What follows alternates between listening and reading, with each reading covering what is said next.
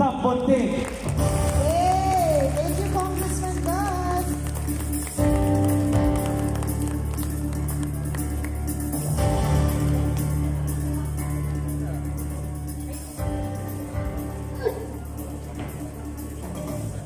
Marami pong salamat sa mga tagapagpakilala.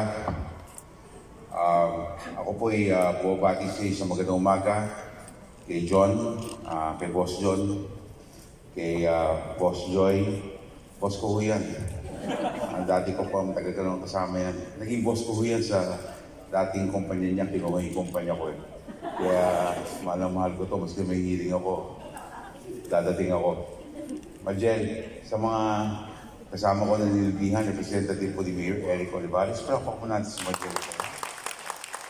Mga representante ni Mayor na nakasama kong Vice Mayor at na yung Mayor na ng QC, Joy Belmonte, pero po natin. Mga kasama, mga opisyalis na mumuno ng Lala Move at mga partners at mga beneficiaries ng inyong napakagandang programa sa magandang umaga. Ako po ay nagpapasalamat sa invitasyon na binigay niyo sa akin para magsalita ngayong umaga. Alam po ninyo, totohanan, meron po akong speech na hinanda. But isi-segue ko na po sa isang storya na mapag-usapan po ang edukasyon. Today, I am honored to stand before you to share a momentous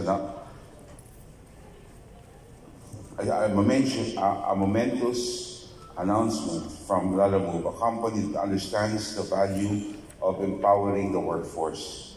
As someone who deeply admires their commitment to progress, I'm thrilled to highlight the launch of Lala Move's groundbreaking educational program tailored for their drivers. In a world where corporations often overlook the growth and development of their workforce, Lala Move stands out by investing in the enrichment of their drivers. This innovative initiative isn't just about delivering packages, it's about delivering opportunities for personal and professional advancement. Lala Move's commitment to investing in the education of their drivers embodies a belief in the inherent potential of each team member. They understand that an empowered workforce translates into an enhanced service quality and a more robust company. The initiative only signifies growth within the company, but also symbolizes a broader commitment to societal progress. By fostering an environment of learning and development, Lala Move is contributing to a community of empowered individuals who can thrive both in and out of the workplace. To the people of Lala Move, this program is a testament of the company's appreciation for your hard work and dedication. It's a pledge to support your growth and success, acknowledging that investing in you is an investment in the company's future. As an outside looking in, I'm genuinely inspired by Lala Move's commitment to the holistic development of its workforce. This education program is a beacon of progressive thinking in today's corporate landscape. Mga kasama, mga nagtatrabaho, mga driver, mga kabalikat ng Lala Move, alam po ninyo ang edukasyon ay talagang importante. Napakaswerte ninyo na meron po isang kumpanya na nag-i-invest po ng ganito. Yan po naging programa ng isang gastang konti, naging konsihal, naging vice mayor, naging congressman, apat na terminong vice mayor, konsihal, 2 terminong vice mayor, at 4 na terminong congressman. 10 laban, 10 panalo. At nagsisilbi ako since 1988, nakita ko napaka-importante ng edukasyon. Sabi nga ni Gat Jose Rizal, ang kabataan ang pag-asa ng bayan. Susugan na po natin ang handang kabataan, ang tunay na pag-asa ng bayan. Kasi kung puro tong hits lang ang alam niyo, at saka puro MP light lang alam niyo, paano mo kayo maging pag-asa ng bayan? Maging pag-asa kayo ng gambling lord. Maging pag-asa kayo ng nag-ibenta ng mga alak. Kasi ang edukasyon talaga ang magbibigay at maglalabas sa iyo sa kahirapan. Alam po ninyo, Noong 1995, puminto po ako sa politika. Noong 1995, kung top notch na konsyal na ako ng Parañaque, may isang termino pa ako alam ni Madjelian. Noong 1995, hindi po ako tumakbo. Iyayin na ako mag-vice mayor, inayin na ako mag-konsyal, hindi ko tinanggap. Dahil naging presidente ako ng pinakamalaking manpower company sa buong Pilipinas. Ang kumpanya na sinimulan ng aking lola, ang dating reyna ng pelikulang Tagalog na si Mila Del Sol. Higit kumulang 10,000 aming empleyado at we're operating nationwide. May opisina po ko sa Cebu for Visayas Operations, may opisina po ko sa Davao for Mindanao, may Calabarzon po ko at meron po kong card, which I opened 4 years ago. And because of this opportunity, ako maging presidente dahil akong panganay na apo ng dating reyna ng pelikulang Tagalog. Ang tatay ko po ang panganay na anak ni Mila Del Sol. Meron din po akong tiya na show business na si John Yang Kulalamis Pinawin. At may tiisan din po ko sila Juan B. Pondo at si Ira Cruz. Kaya huwag na kayong magtaka kung ba't magandang lalaki si Gaston Ponting, ha? Baka magtaka pa kayo kung ba't ako magandang lalaki. Hindi nyo rin yata, ha? Alam ko ninyo, nung nangangampanya ako, Joy, kalaban ko doon si Mayor Joey, ang kalaban ko, Marquez. Kaya sabi ko, apo ko ni Mila Del Sol. Ganyan. Tira ko ng tira sa tablado. Pagbaba ko sa tablado, sabi sa akin sa senior, Gas, talaga bang apo ka ni Mila Del Sol? Sabi niya, opo. Bakit ko? Talaga, apo ka? Oo. Tapos sabi niya sa senior, di ba maganda yun? Hindi ako naman yung, siyempre kapal, sabi ko, talaga apo ko, wala akong magaganda eh. Talaga walang magagawa. Tapos susugan ko si Manny Pacquiao. Nakalaban ko po sa politika si Anjo, Joey. Tapos, God bless his soul, si Roylo. Nanalo po ko. The good Lord gave me that blessing. Nanalo po ko. 6-term congressman, dating mayor, incumbent vice mayor. Nanalo po ko. Hindi po si Pacquiao at saka si Binay, nanalo po ko kay dating congressman Rolino Poles. Katabi ko po nakita ko si Pacquiao sa SONA, sa tabi si Vice President Binay. Tinanong ko ni Pacquiao, Gas, kasabi ka namin dito. Sabi niya, di ba nakalaban mo si Anjo? Nakalaban mo si Joey? Nakalaban mo si Roylo? Paano ko na nanalo? Puro magaganda lalaki yun. Isipin mo si Pacquiao, sinabi sa akin yun. Hindi na ako naman si Pacquiao, hindi naman maganda lalaki. Tapos ang katabi niya, si Binay. Mas lang hindi maganda lalaki ko. Tumatawa pa. Mabis ako sumagot. Sabi ko, Champ, Mr. Vice President, kaya po ako nanalo dahil nagbago mga taga-Parañaque. Ayaw na po ng artista. Ang gusto nila mukhang artista lang. Kontrabida pa. Itsura. Ha? Kaya kayo, Pushin, umapadali kayo sa Parañaque. Mukha namang yung kontrabida lahat eh. Yung mga driver dito. Mga 18 din kayo. Katulad ko dati, paputian doon. Abby King, Freddy Webb, Joey Marquez, Jason Webb, puro mistiso. Ngayon, paitiman na ron. Papangitan na rin doon. Kaya, I'm so blessed. And noong 1995, hindi po ako tumakbo. Naging presidente ako ng kumpanya. Tiyatag ko po ang Tambunting Pag-asa ng Kabataan Foundation. Pero akala ko hindi ako magkakaanak. At 2 beses po nakuha ng aking may bahay si Congresswoman Joy Tambunting na pumalit sa akin noong huling eleksyon. Sabi niya sa akin, nung dumating ako, nakipag-unayan po ako sa pinakamalaking computer school ng panahon na yan. Ang pangalan ng computer school, STI. Kausap ko yung may-ari, si Mr. Ed Sarte, na yumao na. Sabi ko, Mr. Sarte, gusto ko sana magbigay ng scholarship sa pinakamagaling na bata sa Parañaque. Sabi niya, ilang ba yan? Sabi ko, 1. Hindi, damihan na natin. O sige, lahat ng eskwela. So binigay niya sa akin, kulang-kulang 40 scholarships nung araw na yan sa ngalan ng Tambunting Pag-asa ng Kabataan Foundation. Isipin niyo, hindi ako maniwala kayo. Pagdating ko sa La Huerta Municipal High School, nung inabot ko yung certificate of 100% scholarship at may pamasahe pa na 500 pesos kasi dito sa 995, umiiyak. Nung umakit yung tatay, umiiyak yung tatay. Ang pangalan ng scholar, Richard Cruz. Nung umakit yung bata, kasamang tatay, iyak ng iyak. Nagulat ako, sabi ko, umiiyak ko. Paglabas namin ng St. Andrew Cathedral, kasi nung ginawa yung graduation, tinanong ko sa tatay, Tay, ba't ba kayo umiiyak? Nakita ba kayo ng multo?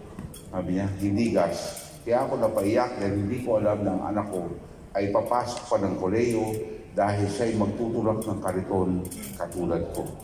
Hindi ko alam na dadating ka naman at magbibigay ka ng scholarship.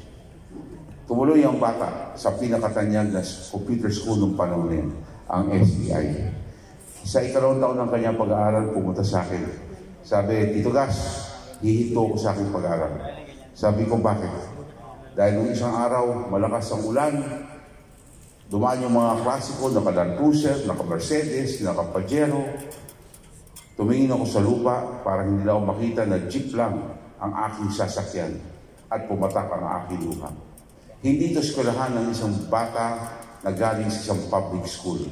Ito ay eskwelahan ng mga mayaman. Sabi ko, Richard, minsan ka lang bibigyan ng pagkakataon na mag-aral ng libre. Pag-isipan mo mabuti ang iyong desisyon. Pinag-isipan ng bata at after 3 days, dumating sa aking kusina. Sabi niya, Ito Gas, sige, mag-aaral pa rin ako, pero may pakiusap ako, bigyan niyo ako laptop. Sabi ko, Richard, paano makatabigyan ng laptop? Ako nga mismo, walang laptop eh. Noong panahon na yun, noong 1996-97, napakamahal ng laptop noon. Sabi ko, paano ako mag-aral? Paano ako mag-compete against my classmates? Sabi ko, dito sa kumpanya ko sa SMS, kung gusto mo, mayroong 30 desktop dito. Sasabihin ko sa gwardiya, at 6 o'clock, papasukin ka, at dito ka mag-practice.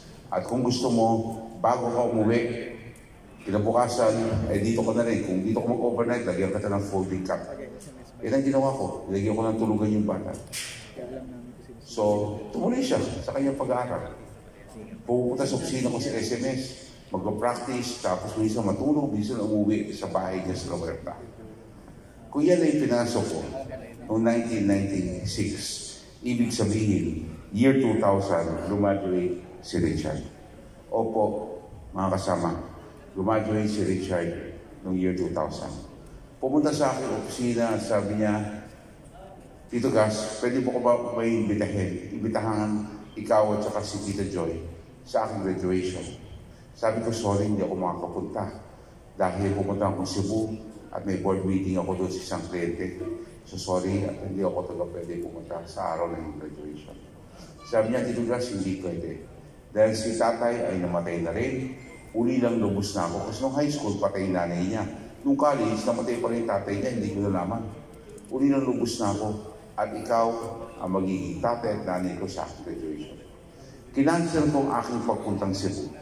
Pagdating ko ng PICC, nung nalaman ako si Gaston Bunting, hindi na ako pinapirmahan sa logbook, hindi na ako sa pintong kaliwa, lumakad nilang metro, paglabas ko sa ibang pinto, ay kaharap ko na punong-puno ang buong PICC.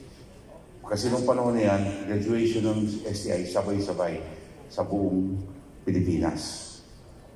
Nakita ko yung mga may-ari, ando sila Gas Lagman, ando sila El Sate, Herman Gamboa, Angeles, lahat ng mga founders ng SL Tablado.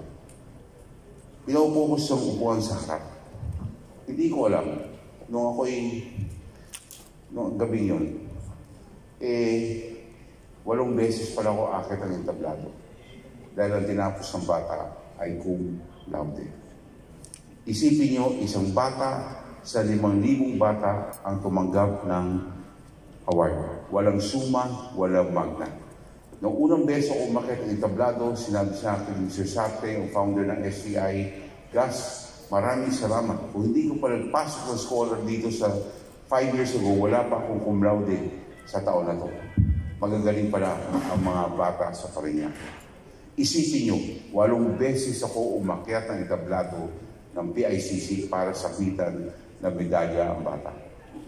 Ang entablado ng PICC, hindi ganitong kababa. Ilang hakbang pataas, ilang hakbang pababa. Isipin nyo, hindi pa ako umuupo. Tawagin naman yung pangalan ng bata, di para akong trumpo, paikot-ikot ako 8 beses. Pagkatapos nga nung 8 beses akit ko, sa sobrang pagod at pawis ko, pakiramdam ko, ang katawan ko parang Derek Ramsey na. Sa sobrang payat. Sabi ko, parang payat-payat ang feeling ko. Ngayon, ang tanong, nasaan si Richard Cruz? Lagi ko pinagmamalaking bata galing sa Parañaque. Siya po ay nasa Singapore. Sumasweldo ng hit kumulang $16,000. at he's in the IT department of Bank of Tokyo. Paano ko nalaman? Kasi around 10 years ago, 12 years ago, pumunta ako, graduation ng anak ko kasi anak ko graduate ng UP. Sa UP at cum laude. PSB at then abogado na. Alam po ninyo, na dumating ako sa Singapore, hindi ko naman sinabi nung kay Richard na doon kami. Nakita kami sa Facebook, hinanap yung hotel, nagyaya, kumain. Akala ko yung restaurant na kakainan namin, walang biro yung hawker, alam mo yun, di ba Singapore, yung mga kanto-kanto, sa pagkain doon Hindi pala, pagdating ko sa Singapore, yung restaurant, kasi syempre galing ako sa Universal Studios, pinauna ko yung mga anak ko sa restaurant. Pagdating ko ron, naka-rubber shoes ako, naka-maong, naka-t-shirt. Yung mga tao doon sa restaurant, naka-Amerikana, para kaming ginto sa katawan, parang mga hepatitis lahat. Mga naninilaw. Tapos, ang dami nila. First class pa rin restaurant. Unang beses ko umapak ako sa carpet. Lumubog yung aking paa. Yung pulang carpet. Sabi ko, ganito na ba ako kabigat? Ba't ano lumubog yung paa ko rito? Pagdating ko sa restaurant at sa lamesa, kumakain yung mga anak ko, si Joy, yung asawa ko, at yung dalawang mag-asawa. Kwentuhan kami, 3 hours.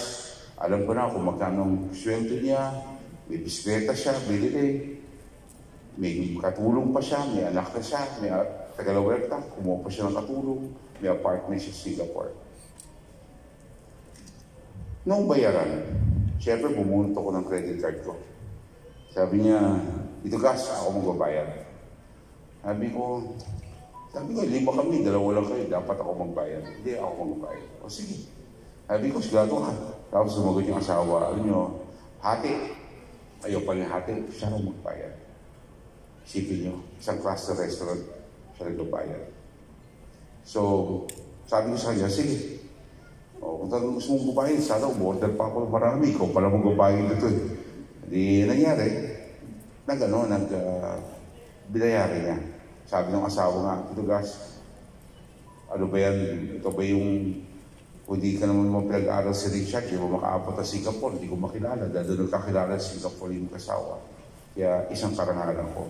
Isipin nyo noong pagpunta ko sa hotel, paglako ng pinto, umiyak po ako. Pumatak ang aking luha. For 2 reasons. Una, sa dami kong nakain alimasag na ganun kalalaki, tumaas ang aking kolesterol. Pangalawa, isang bata na sabi niya mahirap siya, hihito sa kanyang pag-aral, hindi siya papasok. Na yun, siya pa nagpapakain sa akin at aking pamilya sa Singapore. Tingnan nyo nga naman, totoo ang kasabihan na ang buhay ay pa-weather lang. Kaya hindi tayo pwede maging, kung meron tayong mga kamag-anak na pwede pag-aralin natin. Kung kayo gusto mag-aaral kayo. Napakaswerte nyo. Meron po kayong lalamove na pwedeng tumulong at nagmamahal sa inyo. Na madala mo ang isang kumpanya na ganitong klaseng servisyo ang binibigay sa mga empleyado. And I would like to commend you again. Dahil sana marami din maging katulad ni Richard, umasensyo, at yun din mag-aalaga sa inyo. May silang pong buhay. We really have to share our blessings. Kung hindi kayo mag-aaral, tama yung ginagawa niyo, ipapaaral kayo ng kamag-anak ninyo. Diba? Kasi hindi lang tutulong sa inyo pagdating ng araw. At tandaan niyo sinabi, igastang bunting na lusod ng Parañaque. So to end, I'd like to congratulate Lalamove on this remarkable initiative. To you, I thank you, all of you, in advance. Merry Christmas.